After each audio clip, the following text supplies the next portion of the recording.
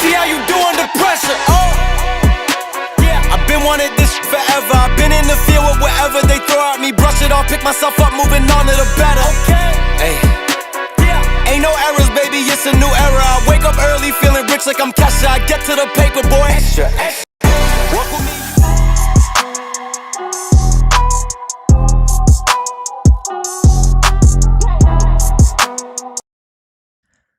Yo, what's going on, everybody? Welcome in to another episode podcast to talk about our favorite team, the Arizona Cardinals. And ladies and gentlemen, today as we stand, it is Tuesday, and we want to turn the page. That's the best way to describe it. We want to turn the page from what happened last week to now let's focus on to the San Francisco 49ers. Now, obviously, there's still a lot to talk about. I'm not sure if you guys have the access to the All-22 film. I was able to actually take a look at the All-22 film. I'm not going to lie to you. There was some very questionable things that happened on both play calling and Kyler Murray's play in general. I want to make sure I'm very, very clear here, right? Because I know when it comes down to Kyler Murray, there's a certain amount of group of people that feel like if you say anything bad about them or about him, they just come into the rescue, right? But I want to be very clear. Was week 4 was Kyler Murray the sole reason why the Arizona Cardinals lost in week 4? No, he was not. Was he part of the problem? Yes. He does have a slice of the problem in terms of why we lost. It's Kyler Murray. It's the play calling. It's the defense. There's a lot of people to be put into play here, right? Well, let's throw Jonathan Gannon in there as well, because he even says that as a head coach, everything that happens on the field is his fault. So we're throwing everything on the table, ladies and gentlemen. I feel like it's very important to obviously learn from the mistakes that happened last week. And although none of us want to see a game like that ever again this year, it's kind of hard to ignore the fact that the Arizona Cardinals are going to be going through another stretch of tough games. But if you want to be a competitive team, you got to beat these teams anyways, right? You got to beat these teams anyways. So let me get some shout outs here to the people that are currently in the chat. We got U-Turds, we got Deus, we got Jan and things, Super, Jakai. Is that Sid Apple? What's up, y'all? Appreciate you for being here. JK, I see you there as well. Appreciate you for joining the chat, ladies and gentlemen. If you can do me a huge favor, smack up that like button. Do it for the algorithm. Make sure everybody's fully aware that we are going live right now. Smack it up right now. We are sitting with over 30 people here on the YouTube side. And as long as you smack up that like button, we will get a lot more engagement here in the chat and get more different opinions. Because at the end of the day, that's exactly what we're looking for. So let's get started here, ladies and gentlemen. The title of this podcast is, Are the Arizona Cardinals coaching staff already under pressure? Now, let me be very clear, right? Under pressure and in the hot seat are two different things, right? Absolutely two different things. Under pressure means, hey, you got to get your SHIT together, right? Because a lot of people are starting to notice trends that are happening year in and year out, right? Well, I guess not year out, but I mean game in and game out. We're starting to see some trends that are not being addressed. Although we're saying and we're asking what's going on here, nobody seems to be really figuring out the issue and trying to fix that issue, right? And one of the biggest issues right now is the fact that the Arizona Cardinals cannot score an abundance of points in the second half, right? We've seen this under the Drew Petzing regime with Joshua Dobbs, as well as now Kyler Murray. So something needs to give, right?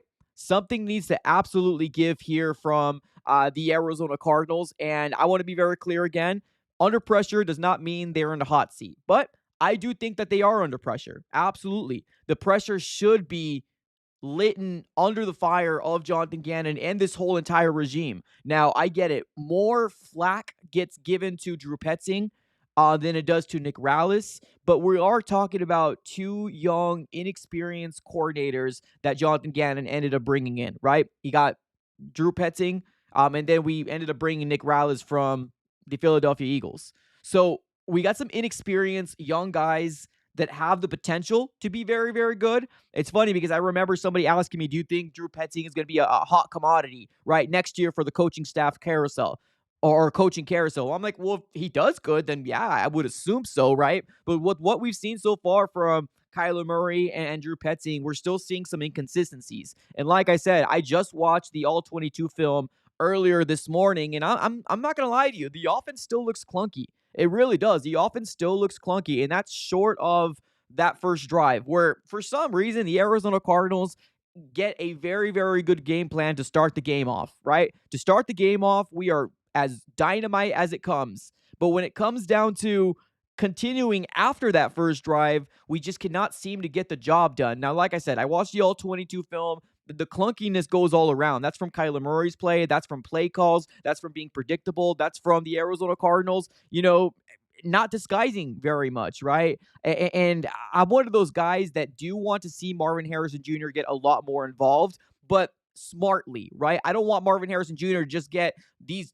balls getting chucked at him, right? And try to see if he can get these 50-50 balls, right? That's not the type of play that I want Marvin Harrison Jr. to go after, right? But you got to disguise, you got to be able to design plays specifically for your young wide receiver and Marvin Harrison Jr., whether that's, should I say screenplays? I know people don't want to hear it, but screenplays, quick throws to him, right? Things like that that's going to be able to get the ball in the hand of your playmaker. And right now, our best wide receiver is our 4th overall pick in Marvin Harrison Jr. So we cannot ignore him. We cannot ignore him, ladies and gentlemen. We got to be able to use him. And right now, of course, Drew Petzing is not going to say on the hot seat, but I think he's probably under the most pressure to perform.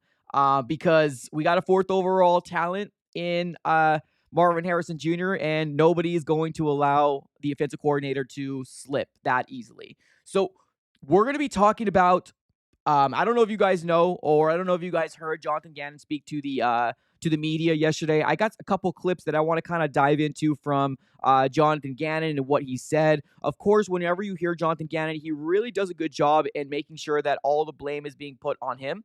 And I do like that from a head coach, right? But at some point, I hope that behind the scenes, which, like I said, if we don't need to see it as long as it gets fixed, but I hope behind the scenes there is something that's going on other than the whole car salesman pitch that he gives us a lot of the times, right? So I like this coaching staff. I really do. Do I feel like Jonathan Gannon is in the hot seat? Do I feel like he's going to be fired at the end of the year? Right now, I still do think it's too early to determine.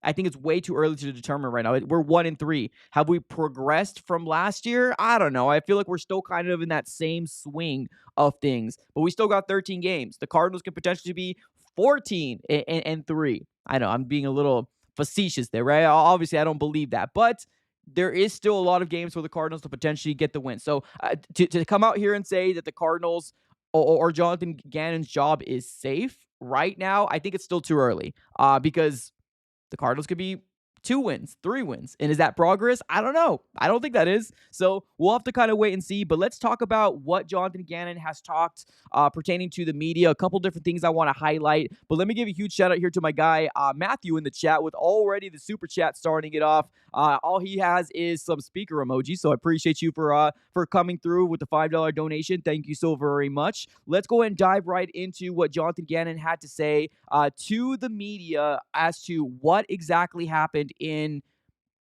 week 4, the day after, right? So let's dive right into what Jonathan Gannon had to say about, are we going to do things differently, right? Let's see what Jonathan Gannon had to say. Coach, does a game like that change the way you look at practice this week, or do you do anything different? No, like I said, I mean, I think we got to, over the next couple days here, collectively as a staff, I think we need to tweak some things, because we're not playing good enough ball to put ourselves in position to win. So that'll be on the coaches first. But no, we'll go back at it round 5 for us, and we'll have a good week. Okay, so good question. I think it's a very, very good question. You almost kind of want to hear a different response because of how bad we got beat, right? Because if you're continuing to do the same things over and over again, it almost kind of seems like you might get the same result. Now, we didn't get beat like this year so far, so we will be giving a mulligan to Jonathan Gannon, obviously. Now, he did actually say something pretty interesting, that he feels like the Arizona Cardinals are close. I don't know what that means. Don't ask me. Don't sit here and say, what does that mean, Mike? I don't know what he means. But he feels like the Arizona Cardinals are close. Now, like I said, can that mean close to being a non-clunky offense? Can that mean close to win games? Can that mean Kyler Murray coming back to MVP consistently? I don't know, right? It's such a vague, open response, right? But that's kind of the things that we get from Jonathan Gannon in this regime, right? Like I mentioned a little earlier, sometimes we are kind of listening into a sales pitch, right? Sometimes you're almost kind of hearing or listening to a car salesman, because they're very, very good in the way they communicate. They're very, very good with not so much deflecting a question, but answering it, but also confusing you at the same time. So I'm not going to come out here and say, that, what he's saying is wrong, because like I said, we only got beat like this once this year. If it continues to happen, then of course, I think at that very moment, then maybe we can ask that question again to say, hey, maybe we need to do something different, right? Is practicing not as physical? What are we doing in practice? Can we switch it up? Because I'm not going to lie to you, right? Even watching the All-22 film on week 4, I mentioned this before, the offense still looks a little clunky, right? Can you blame that on the fact that the Arizona Cardinals are just not able to convert third downs? Yeah, of course, right? Can you blame on the fact that we are predictable on first downs and it seems like it's always just James Conner? Yeah, of course, right? Yeah. A lot of things are attributed to why we looked as bad as we did, right? We almost kind of felt like, or it almost kind of felt like the fact that the Cardinals maybe leaned a little too heavy on this defense. We know darn well this defense cannot stop a nosebleed. They can't. I'm sorry. I know they play hard. I know they got some they got some talented people on there, and hopefully one day we can be top 10. But we're not top 10. We're not even close to being a top 10 defense. We're trying to get to there. But our forte, our identity, I guess I wouldn't even call it identity, but the best team on this roster is our offense, right? If you're talking offense, special teams, or defense, it has to be the offense, right? And when our offense doesn't produce, it almost kind of feels like the defense kind of goes way by the side. We shouldn't be depending on them, right? What we saw in the first 3 weeks, I just say don't depend on that, because you might not get that week in and week out. The offense needs to figure out a way to consistently score points time in and time again, and we're not seeing that yet. Let's get to Illadre Super Chat. Appreciate you. He says Williams and Melton should be starting outside cornerbacks. Well, let's talk about that, shall we? Right now, real quick. Appreciate the Super Chat, by the way.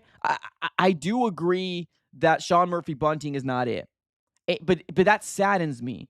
It saddens me because all the free agent acquisitions that we got in this year's free agency pool, short of Mack Wilson Sr., I'm not putting Mack Wilson Sr. in this bucket. I'm talking about everybody else.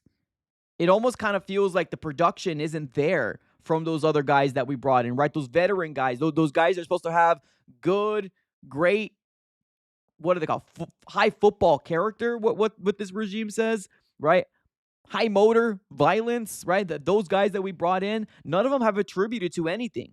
Truly. And I'm not trying to be negative Nancy here. I'm being honest, right? Justin Jones, unfortunately, went down. Bilal Nichols has kind of subbed in, and we haven't really seen anything flashy about him. Sean Murphy-Bunting, don't get me started on him, right? Mack Wilson Sr. is really the only one. And, of course, Zay Jones, right? Now, not Zay Jones' fault that he got suspended. It's the NFL decided to just suspend him, although the case was dismissed. But he's not producing either because he can't. He's suspended, at least for one more game. So it's unfortunate. It really is. And I hate to say with the 4-game sample size that Sean Murphy shouldn't be a starter, but I kind of agree. I mean, you use a second-round pick for Max Melton. You probably should use him. You probably should use him. 1 second. I think so. Oh, here we go. Sorry. The overlay kind of got a little messed up here. 1 second, y'all, ladies and gentlemen. I don't know what's going on here. Okay, here we go. There you go. That's better. All right. So, yeah, it's just kind of one of those things that it's unfortunate.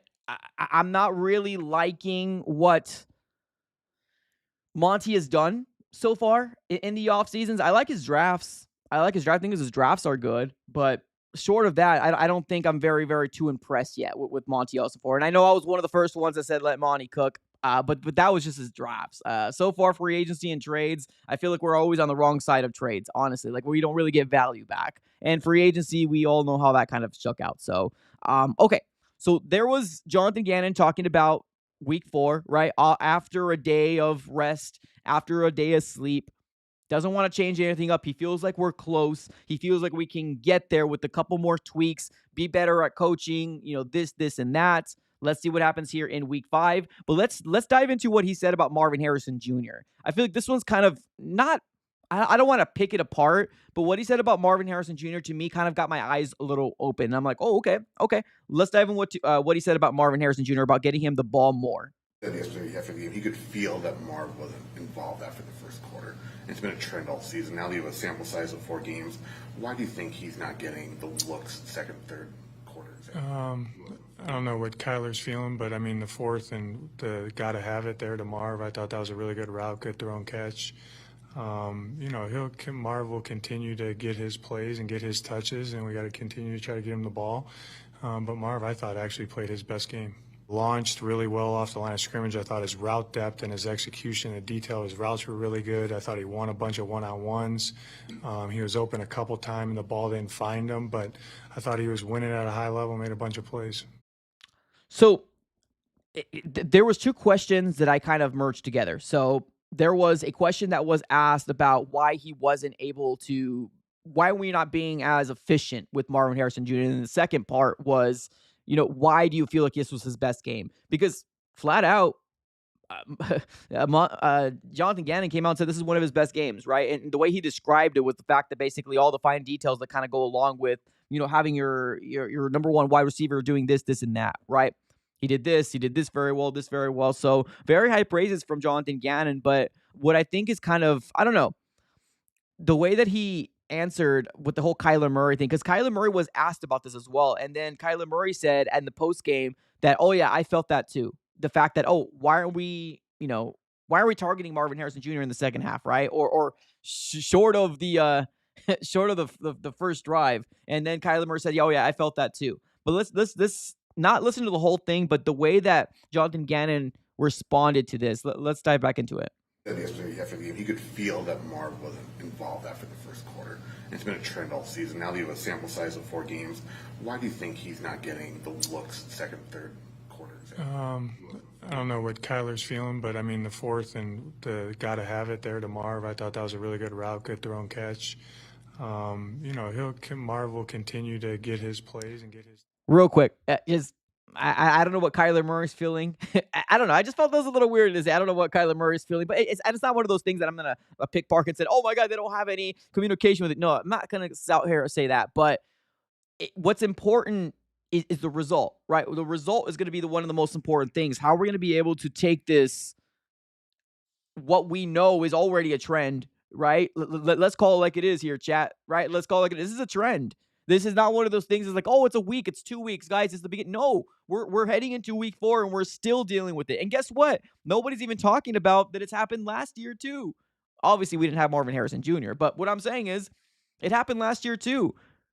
Look at all the games. Look at the points scored first half to the second half.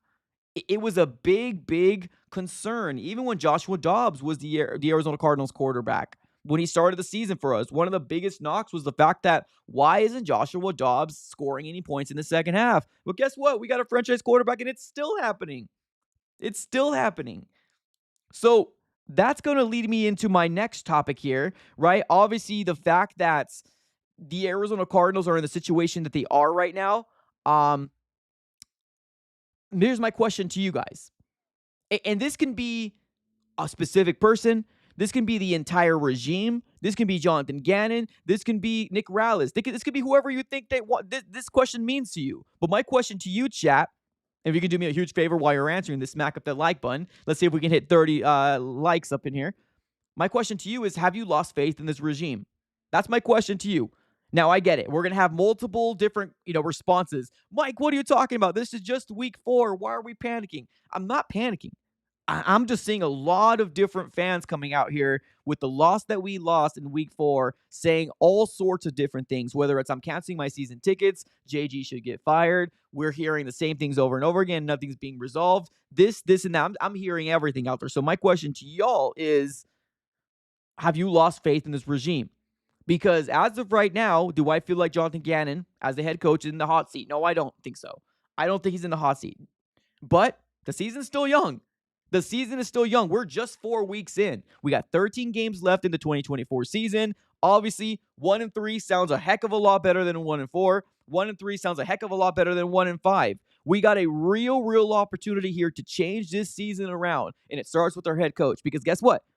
Who's to blame? Jonathan Gannon says, I'm to blame. He says, I'm to blame. Whatever happens on the field, I'm the one to be put to blame. So guess what? With that being said, have you lost faith in this regime? Because right now, I still think that it's young. But we got 2 very strong opponents in week 4 and week 5. And that's the San Francisco 49ers and the Green Bay Packers. So let's take it to the chat. And let's see what you guys have to say. Let's go with Ivan. What's up, Ivan? Appreciate you for being here, man. He says, not yet, brother, but if we don't have marked improvements by week 18 to give us hope for next year, major changes are due. This is what I'm saying here, right? I'm not going to come out here and say that the Arizona Cardinals need to fire Jonathan Gannon before the season ends, right? I'm not going to sit here and say that because, honestly, I do believe that he knows what the issue is, but we got to get it resolved. That's the next thing, right? The next step is to get it resolved. Now, I've been talking about this, that we're still dealing with the offensive side of the ball, points in the second half. That might be a more correlation to Drew Petzing, right? Maybe Drew Petzing is the one in the hot seat. Maybe, right? Maybe. We'll have to kind of wait and see how it shakes out. But let's keep it with the comments here. Appreciate y'all for being here. We got Chris in the chat says, faith is not lost. Everyone wants to see a jump in everything, and sometimes a bad team preps better and beats you. Happens every year. That's fair. That's fair. I don't know if you're talking about Washington, but that Washington team looks good. That team looks good. I don't know if the Cardinals just underestimated them, like all the other media outlets, including myself. I called this a get-right game, and boy, was I wrong. It was a get-right game for them because we were not prepared for this game at all. Let's continue with the chat. We got Michael in the chat says, come on, it's year 2. Sweet Jesus. When do you see the schedule? You really had 3-1. No, I had it as at 2-2. That's what I had as at. I'm not sure if you are remembering correctly or if you're talking about my specific prediction, but I had us at 2-2 after game 4. So call me blindly optimistic. That might be the case, but I had us at 2-2. Never had I had us at 3-1. Never. 2-2 is what I had us because I thought we were going to get one of the games out of those top 3 guys, right? The Bills, the Commanders, and then the Rams. I thought we were going to get one of those wins, and I thought we were going to take care of business versus the Commanders. Never have I had us at 3-1 ever. But let's go with my guys. Deus, what's up, brother? Appreciate the $5 donation. He says this: defense learned to block Kyler Murray's view of Marvin Harrison Jr. Stayed in his face because he's too short to see him. K1 equals game over. Time to move on, Bird Gang, for Marvin Harrison Jr.'s sake. Okay. Appreciate the super chat. And let me ask you this real quick, Deus. Are you saying move on from him now, or are you saying move on from him at the end of the season? Big difference, right? Are you saying move on from him now or at the end of the season? Because I think we can both agree that the Cardinals aren't going to be moving off of Kyler Murray anytime soon, or at least this year, right? He's the best quarterback we have on the roster, and it's just not going to happen. So that's my question to you. 2025, I don't know what happens, right? I don't know. We still have 13 games. I don't know what happens. So I'm not going to come out here and act like I know what Montiel support's going to do. Let's get with K23K5 says Detroit went 1-6 in 2022 and turned it around and went 9-8. I still have faith. Well, there you go. Here you go. There's some positivity up in the air. Detroit went 1-6 in 2022, and that's their second year, right? That's the second year of Dan Campbell. And they turned it around and went 9-8. I still have faith. I love it. That's great. That's great. Let's go with Kenneth in the chat. That went really weird. Kenneth, go. Here we go. Kenneth says, I haven't lost faith, but let's not act like this is a new issue for us. How many seasons are we going to fall for the lack of effort and execution? It's a good question. That's a good question. Honestly, I don't think Cardinal fans right now are content with what we're seeing so far in 2024, and rightfully so, right? We've seen inconsistency of play, right? Yes, 3 of the 4 games, the Cardinals were competitive. We got to give kudos to where kudos is due, and that's the kudos. that the Arizona Cardinals were competitive 3 of the 4 games. But we also do got to stop saying that, right? We also got to stop hanging our hat on moral victories, because the Cardinals are always going to be the team that is never good enough, right? Always a bridesmaid, but never the bride. So I hope one day we can break out of that shell, but it is year 2. I like what my guy 23K came out and said. The Lions started off at 1-6, and they turned it around. Let's hope that happens, because there's still a lot of time. There's still a lot of time for the Cardinals to get this ship corrected. 1-3, not the end of the world. Not the end of the world at all. But things can get changed. Things can get changed. And we'll have to kind of wait and see what happens. Deus in the chat says, we ain't no Lions team, though. That's fair. That's fair. All right. Deus. Okay, here we go. So my question to Deus was, are you talking about Kyler Murray is gone at the end of the season or now? So you're saying at the end of the season. So you're thinking that the Cardinals are not going to recover. We're not going to bounce back, is what you're saying. Okay. Well, let me ask you one last question. Do you think the Cardinals will bounce back? Do you think the Cardinals will bounce back? And what I mean by that is, bounce back to me is having at least 7-8 wins this year. That's bounce back to me. 6, it's progress. It would be a terrible progress, but it's progress nonetheless. I won't be happy with it, but Michael Bidwell, being the guy that he is, will lean on the fact that we progressed, right? So my question to you guys is the last one, and then I'll give you my spiel. Then I'll give you my thought process. But my next question to you is, do you think the Cardinals will get this ship corrected, right? And getting this corrected is 7-8 wins, right? I feel like that would be good progress. From back-to-back 4-win seasons, granted, Jonathan Gannon was not that first 4-win season, but he was the second 4-win season. Are the Cardinals going to get this corrected? Deus says, I still hope for 7, but I'm not seeing it unless we change up our QB. Wow. Okay, so you just lost faith. Okay. Michael in the chat says 6. Not near enough. That's fair. Need 8. Okay, love it. Love it. We got U-Turd says, yeah, hopefully. You got May saying yes, confident. Okay. It seems like we kind of got a mix of different answers here, right? Okay. Let me give you my spiel, right? Because like I mentioned before, progress to me is 7-8 wins. That's progress. 6, I know this Cardinals organization. I've been rolling with this Cardinals organization for years now. Years. And sometimes I hate the fact that I was born here in Arizona, because I always tell my wife that in and out. Oh my God, I wish I had another different sports team, because the Cardinals do it to us every year, right? But let's continue. 7-8 is good progress to me. Good progress. The Cardinals only win 6 games. Technically, it is progress from the 4 wins. Will I be happy? No, but it's progress nonetheless, right? Have I lost faith in this regime? The question. I'm not going to say I have lost faith, but I'm also not going to sit here and say I am fully 100% on board with the decisions that have been made so far. I guess I'll put it at that, right? And I get it. I'm taking this question and taking a completely different left turn, right? But I'm not convinced of the decisions that have been made so far from the regime, Jonathan Gannon, as well as Monty, right? I'm already starting to kind of see things. I'm like, oh, let's talk about Monty here real quick.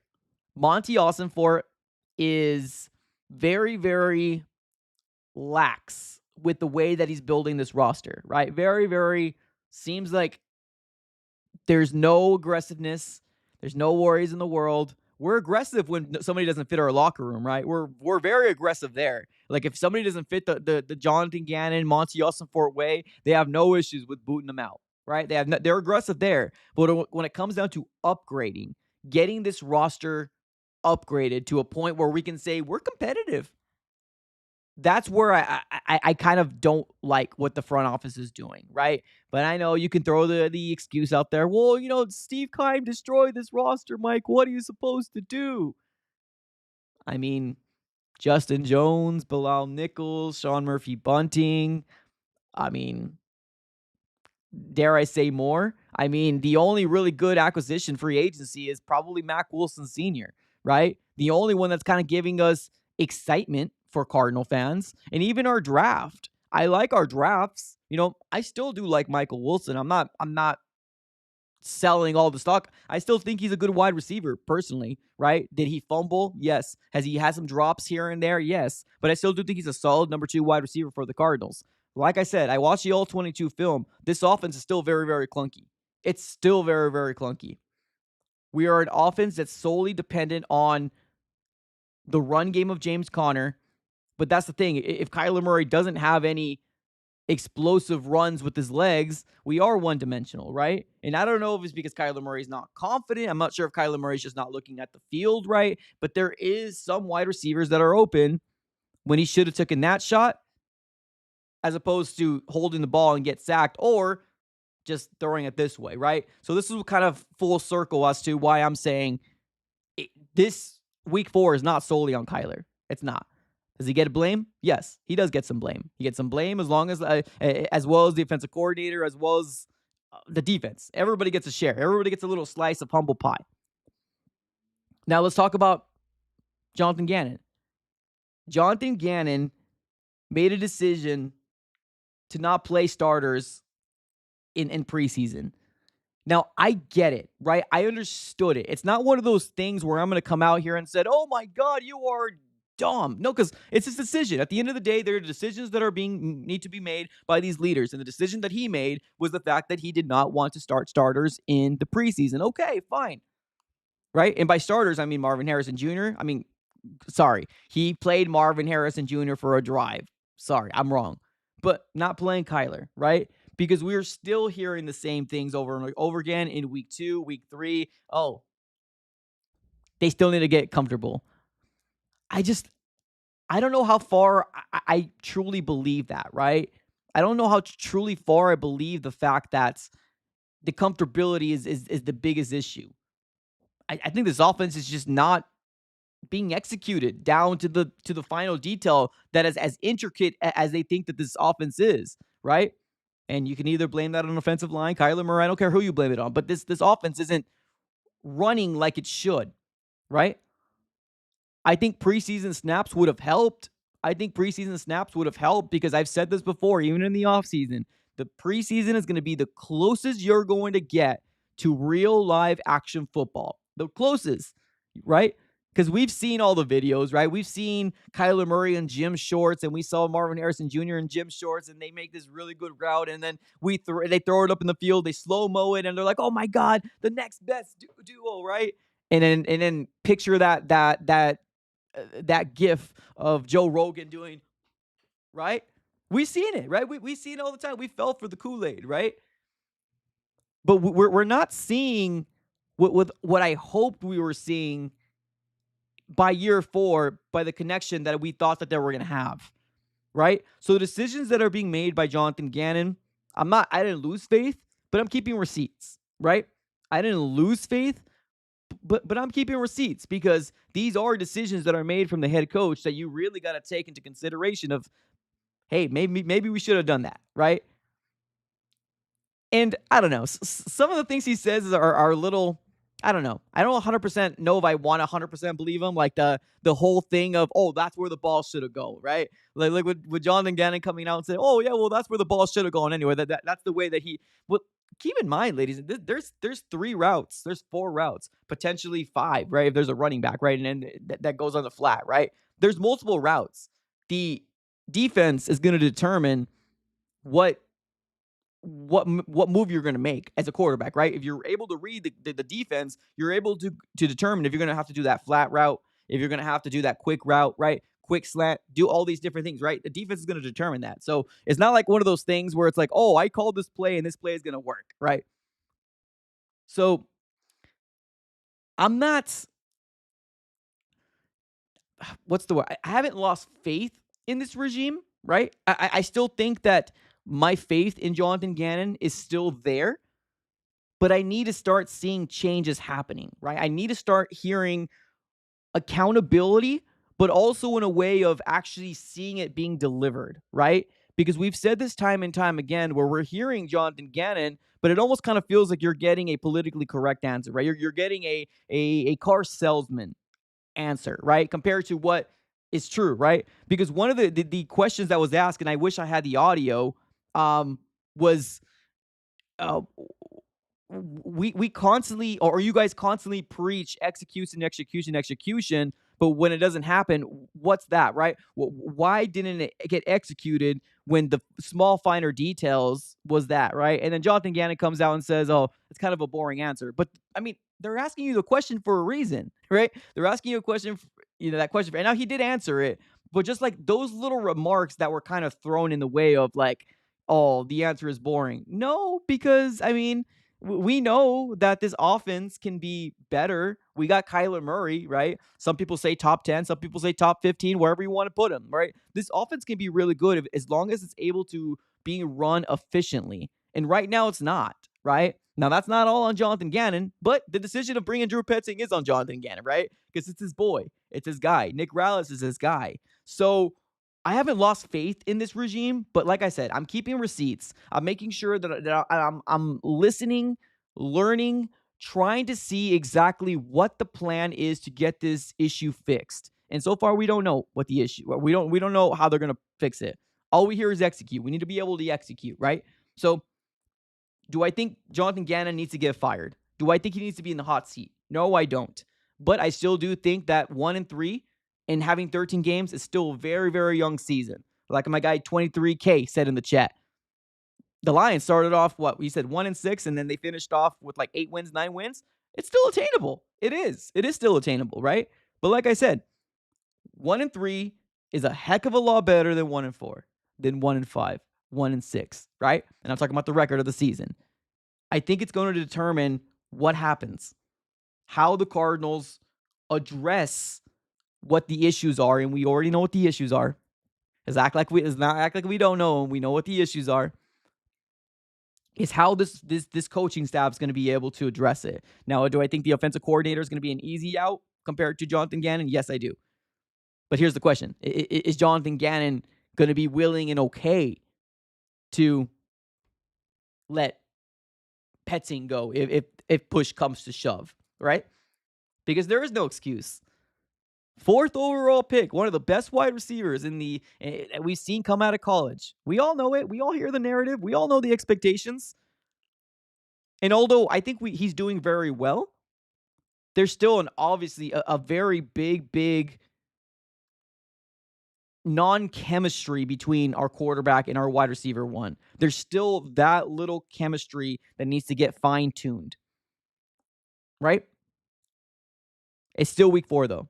We got week 5, and then we got week 6, and then the rest of the weeks come along. So, a lot of things to be taken into account, but I'm not going to lie to you. This loss versus the Washington Commanders really got a bad taste in a lot of Cardinals' mouths. And it's not just me, right? It's not just me, ladies and gentlemen. I'm just the one that's on the screen. I'm just the one that has somewhat of a little platform, right? I'm not the ones just saying this. There's a lot of Cardinal fans that have DM'd me, that direct messaged me here on X/Twitter about they're going to cancel their season tickets. They don't want to take it anymore. I had somebody flat out tell me they're finding a new team. I didn't respond. What do you want me to say? Please don't. I mean, it's not money out of my pocket. I mean, if that's the decision you're going to make, that's going to be the decision you're going to make, right? I love this team because I'm born and raised here in Arizona. Simple as that. Simple as that. Claymore, what's up, Claymore? The last game pushed me over the edge, and there's no coming back. Boom. See? I'm not the only one. I'm not the only... Claymore in the chat, right? This is not my burner account. You guys didn't see me typing, did you? No, this is what Cardinal fans are feeling. This is what Cardinal fans are feeling right now. And do you blame them? No, I don't blame them. We've had 3 wins at home in the Jonathan Gannon regime. 3 wins, ladies and gentlemen. Like, that's not good. That's not good at all. At all. So it's one of those things, right? It's one of those things that's we gotta have to kind of wait and see. Do I feel like they're in the hot seat? No, I don't. But it's still too early. I'm not gonna lie to you. I am very reactive when it comes down to it. But you know what I'm saying? 1-3 is a lot different than we're talking about a potential 1-win season, 2-win season, 3-win season. I don't think any Cardinal fans will be happy with a 3 or 4-win season, right? Am I wrong? Regardless of what this roster looks like, I don't think any Cardinal fans will be happy with that. So It's just one of those things. It's just one of those things. Let's continue with the chat here. We got my guy Glow Man says, I'm from Indy, but Cards are my team. Well, I mean, respect to you, my guy. Respect to you. We got Robert in the chat says, did you see their locker room victory meeting? Was disgusting. I mean, you're talking about the Commanders, right? I mean, if the Cardinals won, we would be doing the same thing, right? I mean, I don't blame a team that's excited about winning, especially for a guy that was a former head coach, right? A former head coach of the Arizona Cardinals. He got his revenge. He punched us in the mouth. Kyler Murray had an opportunity to say, they chose me over you, and this is why. And Kyler Murray couldn't do it. He didn't do it, right?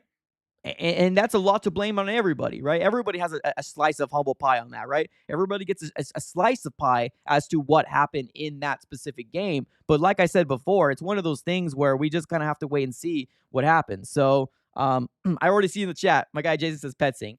I do think Petsing will be the first to go if this continues. That's a fact. That's absolutely a fact.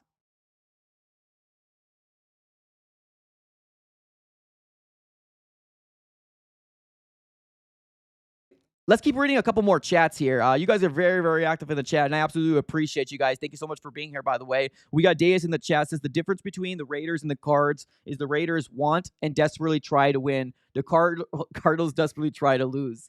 Well, I mean, we're not helping ourselves, right? I guess that's the best way to describe it. We're not helping ourselves at the end of the day. So a lot of Cardinal fans are content with year 2 as their excuse in their head, right? They don't want to really push the needle. They don't want to push the envelope because to them, these guys are the ones that are making the decision and they're never wrong. And I never understood that, right? I never understood that as a human being. These guys are human beings too, right? Biggest difference between them and us is the fact that they get paid millions of dollars and they chose their career in the NFL. That doesn't mean that it's always going to be a hit. Every decision they make doesn't mean it's going to be right, right? That's the thing. And that's where I come in, right? I push the needle. I say things of like, maybe that ain't right, ladies and gentlemen. Maybe that ain't right. So I don't know. That's why I got put into this, I guess, scene, I guess.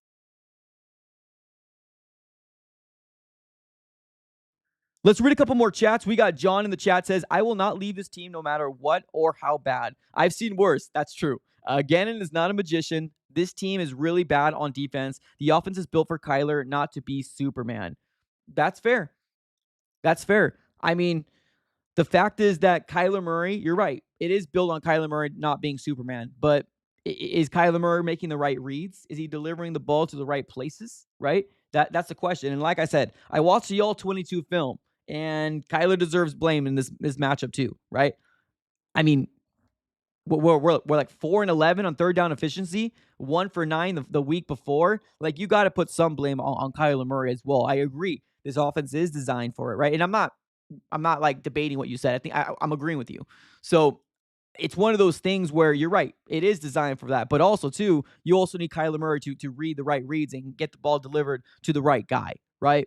So, like I said, everybody deserves a share of humble pie. Everybody deserves a slice of the pie. And Kyler Murray does have blame. I watched the All-22 film. The offense is clunky. It's not to its full potential right now. Bass, what's up, Bass? He says Kyler should put that photo as his profile pic, or the Cardinals should. I do love this picture. I don't know why. It's just very sad. He looks so defeated. It's not that I like this picture because he looks defeated. It's just, I don't know. It went with my question. Have you lost faith in this regime? Right. That's the reason why I put this picture here. But I think it's making more people sad in the chat than happy. That's for sure. Let's get to Deus. What's up, Deus? Appreciate the $2 donation. He says this: Kliff teared up after the game as if exonerated. Yes. So basically, like, teared up in pure joy and happiness that, I mean, he deserves it. He deserves it, right? This whole fan base turned on Kliff Kingsbury in a drop of a hat. And I'm right there too. I was right there too, right? I was a big advocate of getting rid of Keim and getting rid of Kliff. I was a big advocate. So to get a victory and have a young quarterback already having a 3-game winning streak, he deserves every single tier. He deserves every single excitement, every single accomplishment that he's had this year. Good for him, right? Because very rarely do you get a chance to come back into the place that hired you and then fired you and show them to say, hey, this offense can work. So congratulations. Congratulations. I'm not sure if Jaden Daniels is just better with him. Maybe they communicate better. Maybe he's just a taller quarterback that can deliver the ball to the right spots. I don't know. But we are seeing a 4-game sample size. Let's see if he can continue. We know Kliff Kingsbury did very, very well for us in the first 2 years, right? Or I guess first 3 years, and then the crumble happened, right? So there's that. Let's keep reading a couple chats here, and then we will continue here. I do have a question for you guys. I want to see if I can. Is anybody interested in jumping on the phone lines? Anybody interested in jumping on the phone lines? If you could just give me a thumbs up here in the chat, or even it's a simple yes. I want to dedicate about the last 5 or 10 minutes of the show to see if I can bring some people on and hear what you guys have to say, because I think this is a big question. Truly, let me know in the chat. Okay. We got Jay in the chat saying, daily reminder that our last championship was in 1947. Yeah. Thank you so much. I appreciate that, Jay. We got Carlo in the chat says, we've seen worse than this, boys. That's the truth. We are going through the ringer for sure. JK Kamer says, I would, but that's fair. I don't blame you. Okay. All right. We got a couple people. Okay. Couple people that are, okay. So we are going to open up the phone lines maybe within the next 10 minutes. We'll open up the phone lines here soon. Next 5 minutes, we'll open up the phone lines. Appreciate you for being here, by the way. Thank you so very much. Okay. Let's get a couple other people in the chat here. We got Julio saying, only coach that should be in question is Petzing. That's what I'm saying. Yeah, that's what I'm saying. I mean, what is the bounce back, right? What's the bounce back? Is he going to be willing and okay to get rid of Petzing, right? That's going to be the big question, right? Because Jonathan Gannon brought Petzing for a reason, right? He brought Rallis in for a reason. He believes in him. He absolutely believes in both of them. So is he willing to cut ties if push comes to shove? It's going to be a big question. We'll see. All right, we'll be opening up the phone lines here in the next 3 or 4 minutes. Claymore in the chat says it happened last year, and this is going to happen next year as long as JG is there. Okay. I think it's 80% Petzing, to be honest with you. Are you talking about like the woes of the offense? I don't know. It's hard for me to believe that Kyler Murray doesn't have more of a blame than 20%. You know what I mean? It's hard for me to believe it because we've seen things from Kyler Murray in his tenure, and I'm not just talking about this here, ladies and gentlemen. And this is not a bashing of Kyler Murray, right? I like Kyler. I want him to succeed, right? And some people might say, all you do is bash on him. No, that's not what's happening here. But we've seen Kyler Murray in 6 years. We've seen him not be able to throw the ball away. We've seen him run out of bounds when he thinks he's at the, what's called the line of scrimmage, right? He just, there's some things that like he's done in Kliff Kingsbury, and we're still seeing it here, right? Like 3rd and 1, 3rd and short, 4th down. We're chucking the ball deep. Why? Why are we still doing that, right? And Kyler Murray's still doing it, even under Drew Petzing. Like, all you need to do is convert that 1st down, right? So, like, to me, I'm not going to sit here and say, oh, it's 80% Petzing. I think Kyler does deserve more of a blame than 20%, because you can't sit here and tell me the fact that the Arizona Cardinals are now sitting in a situation where we're at, right? So, I don't know. That's just on me.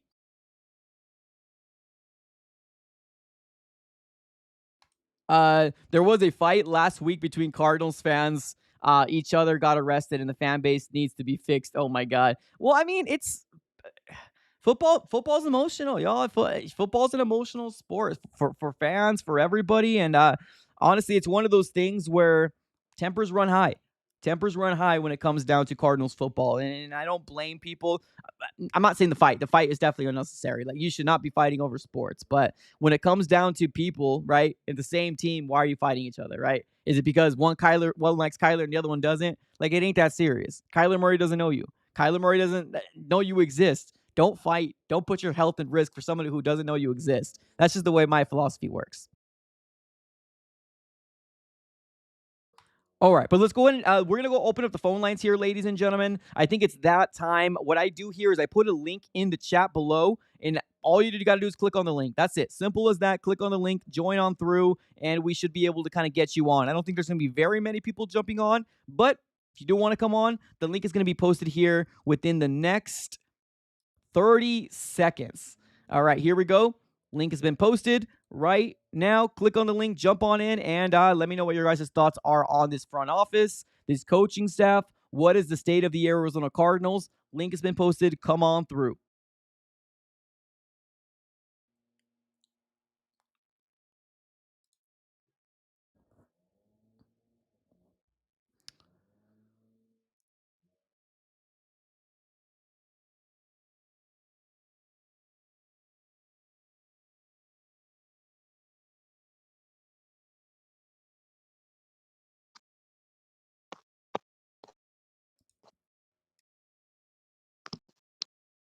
Good.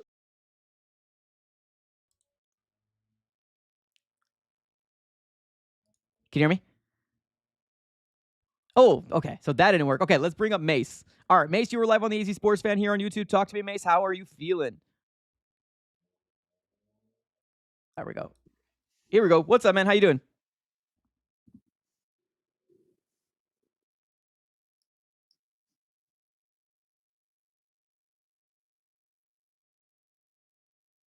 Can you hear me? You can hear me? Yeah, we can't hear you. I'm not sure if you're muted. Let me just double check here. Nope, you are not muted.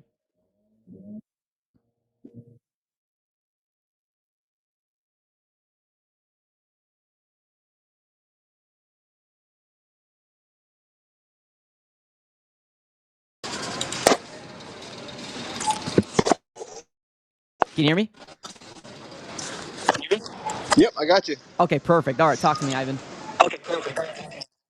Hey, so just doing a little grocery shopping, listening to the stream, and I agree with everything you're saying as normal. But really, I just want to see a team that fights, and we need to see that Sunday, right? So I don't expect us to go into San Francisco and win, but what I do expect is for us to keep it close, and I expect from the offense for Kyler Murray to come out of the bootleg, out of the play action, and for us to see some stuff downfield. That threat needs to be there in order for the run game to work, and vice versa. The run game needs to work in order for the play action game to start working. So, as far as the defense goes, we don't have enough talent on the defense to really make noise. I think the second half against the Lions might be about as good as it gets. But overall, we just need to see some hard hitting, physicality, people that want to be there, people that believe, because I think we started seeing that kind of take down a little bit last week. We saw, mentioned it on Sunday, a lot of business decisions being made, and really I just want to see a team go out there and compete, and Kyler, get some yards, man, get with your legs, throwing downfield, take some chances if you need to. I mean, we saw some of that a couple games ago where we took a little bit of maybe too many chances, but hey, like open it up a little bit, do something. But that's it. I hope we see that on Sunday, and I'm sure we'll chat between now and then. Absolutely. Thanks. All right, Ivan. Appreciate you. Thank you, man.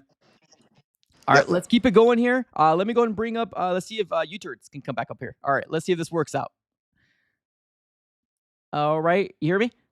Am I good now? Yes. Sorry, I don't know what was happening. All right, talk to me. So I wouldn't put the blame on the regime in total. Like I would put it on the offense more likely because I'm not gonna start bashing on Nick Rallis because he has nothing on the defensive side. There's nothing. One out of the four free agent signings haven't been hitting, but Petting does need to do a better job on the offense, especially in the second half.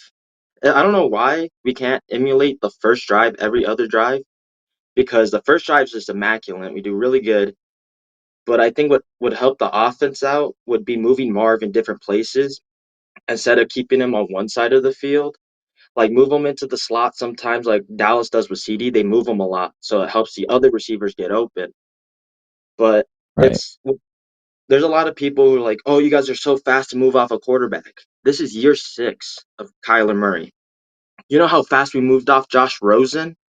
Yup. He was a first-round pick. Tell him. 1 year, he was gone. And so, like, Or even you would Wilkes as a coach. Wilkes, yeah, that too, but, like, it's year 6. Kyler, like, you would think a quarterback would show consistency. Like, I would get it the first 4 years, you're still getting into the NFL. This is year 6. Or kind of year 5 because Kyler missed the first year of Gannon. But it's just that it seems like Pettine's offense is conservative, though, because it's the dink and dunks, trying to get positive plays, but you have to add some aggressiveness into that play calling. Because it's like you got to target Marv more because you draft him 4 and you just targeted him only in the first quarter. Right. Is like, I saw a statistic where it's like the first quarter, he has like 9 receptions for 170 yards and like a touchdown or something. And then the second half is like 6 for 77 throughout the first 4 games. That needs to change. You have to get the ball in your playmakers' hands. You got to find plays that create space for all your playmakers. And so I would put it on mostly Petzing and Kyler. But, I mean, it's early in the year. It's week 4. Hopefully we turn it around week 5. San Fran's been kind of struggling a bit. But it's just Let me ask you, do you expect as I'm not do you expect I'm to not win? expecting a win, but I'm expecting improvement to see the offense improve in the second half, most likely, because I would say like our first half offense isn't that bad. We can't go 3 and out we can't go 3 and out the whole half. Yeah, That's really we need to fix the second half. And it's a trend from last year it is. All because right. oh, sorry, my bad. No, you're good, man. Good takes. I appreciate you, man. Thank you so very much. I like the CD thing. I think you got a lot of people in the chat saying, "Oh, you're right. We should do that." All right, appreciate you, man. Thanks, man. Appreciate it. Peace. All right, let's see if we can bring Mace up in here. Make sure we're live on the AC Sports Fan here on YouTube. Talk to me. How are you feeling? There we go. Is my mic working now? Yes, way better. Okay, so I don't know if you saw me on Twitter, but I was at the game, and my goodness, like one thing that surprised me with the Cardinals fans was they they let the Cardinals kind of hear it when we kept three and outing stuff like that. Um, you know, I don't know how to feel because I'm trying to hold on to Kyler. I'm trying because I'm a big supporter of his. Right. But it's hard. It's really hard. And I just consistency is the biggest thing, like you've said in the past, and we're not getting it. And even if we do beat the 49ers this week, I'm still going to be nervous because that's not consistency. Like, how do we? If it does happen, I don't think it will happen, but if it does happen and we beat the Niners, we're going to look back and be like, okay, why didn't we do this to the Commanders? Why? What's happening? Like, it's either adjustments or it's just inconsistency. But we'll just have to wait and see. I don't know about Drew Petzing either. I'm kind of on the hot seat with him right now. Yeah. But What are your thoughts on this regime in general? I guess JG. Let's put him on there. Jonathan Gannon. I like Gannon. I really like him. I don't know. You made a great point on one of your recent videos. What's going on in practice? Um, I'm starting to question that myself. Like it's that something's going on. If the connection's not going on, or something. But I don't know. I'm kind of just speechless like this whole week because this loss hurts really badly simply because Kliff was on the other side. Yeah. But like that was a punch in the gut. And I don't know if you guys all saw this, but I think they were up 35-14, and they went for 2 points, and they got it. Yep. And I feel like that was all Kliff right there. So it's just being like, hey, we're better than you. Yeah. So 100%. It's Yeah. unfortunate that a rookie quarterback can look that darn good that quick. And I think there's a lot of people opening up their eyes to obviously CJ Stroud last year and now Jaden Daniels. So Mace, appreciate you, man. Thank you so much. Later. Yeah. Thanks. Bye. Well, I'm not gonna lie to you, man. You're not alone when it comes down to people that are feeling a certain type of way for the week, because I'm the same way. I let this team get the best of me sometimes emotionally, and it sucks. But it's one of those things that kind of come with the territory because it's emotional roller coaster. The football season is emotional roller coaster. But you're right? People in the chat that feel like I switch up, right? Honestly, week to week is different. And if you can't acknowledge that, I don't really know how to have a conversation with you because, like, to be honest with you, Kyler Murray can be really good one week and then be like, what are you doing the next week? So, like, yeah, my job is to come out here to evaluate in my eyes, right? Everything's based on my opinion. Nothing's factual. Some people agree with me. Some people don't agree with me. Some people hate me because I have a platform. Some people don't even know I exist. But I think at the end of the day, we're all Cardinals fans. We all want the exact same thing. We want success for this Arizona Cardinals organization. And right now, Kyler Murray is heading into currently in his year 6 of the Arizona Cardinals franchise quarterback. And if you're getting paid $200 million, you do expect him to win a game like the Commanders game, right? Now, I said this before and I'll say it again. Was the Commanders all his fault? No, it wasn't. But he does get a share of the pie as to why we lost that game. You can't have 4-11 third down efficiency, right? And for that Lions game, you can't go 1-9 third down efficiency. The guy who has the ball in his hand every single play is Kyler Murray. So something needs to change. Something needs to get right. They seem to be confident. JG says, he's seeing some good things here and there. Let's hope it's trending in the right direction, ladies and gentlemen. But I honestly want to thank you, everybody here, for being here in the chat, by the way. Appreciate it. I absolutely do. We're going to be a lot more consistent when it comes down to live streams. Right now, we're picking the noon time for an hour live stream every day, unless obviously there's breaking news and we need to cover that. But appreciate you guys for being through and just obviously showing out and being very active in the chat. I absolutely do appreciate it. We're going to be closing up shop as always. Have a great rest of your day. And as always, go Cardinals.